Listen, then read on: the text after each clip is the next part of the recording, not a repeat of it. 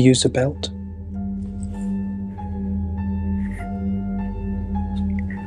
For more than a decade after Michael Jackson's passing in 2009, one quiet corner of Neverland Ranch stayed locked away, a large private garage that no one outside the estate had entered since his death.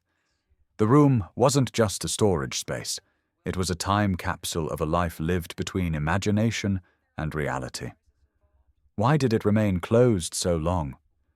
Legal complexities, estate preservation, and reverence for the pop legend's privacy kept it sealed like a vault of memories. Behind those doors rested not only cars, but a glimpse into the man who forever changed music. Opening day at last, when the time finally came in 2024 to open the garage, it wasn't a media circus. There were no flashing cameras or crowded reporters, only a handful of people who had carried the weight of Jackson's legacy. Estate executors John Branca and John McLean stood beside restoration experts, historians, and family members. Even Prince Michael, Jackson's eldest son, attended quietly, eyes filled with emotion as the doors creaked open. The atmosphere was hushed, almost sacred.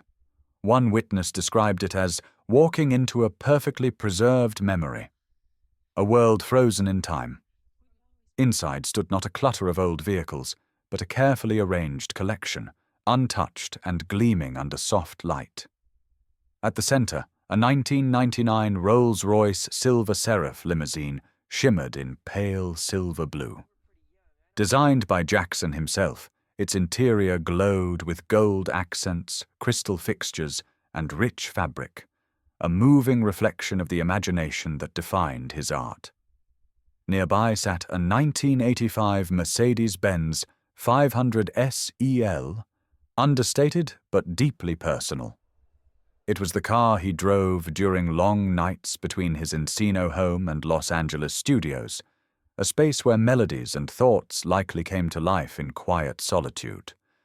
And off to the side, a 1954 Cadillac Fleetwood, once used in the classic film Driving Miss Daisy, stood as a tribute to Hollywood's golden age, a nod to Jackson's respect for cinematic history.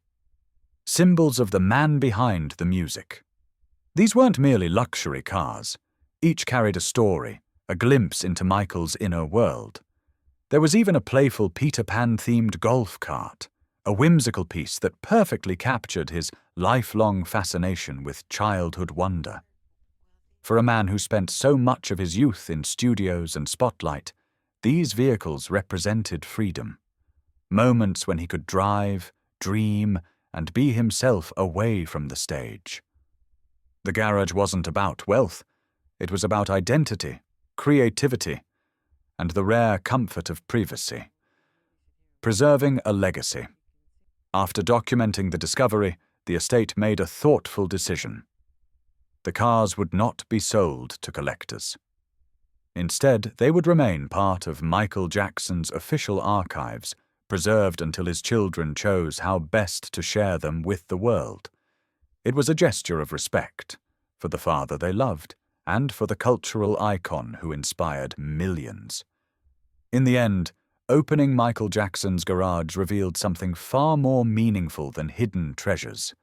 It revealed the humanity behind the legend, a man who found peace not in crowds, but in quiet moments surrounded by the things that reminded him of his dreams.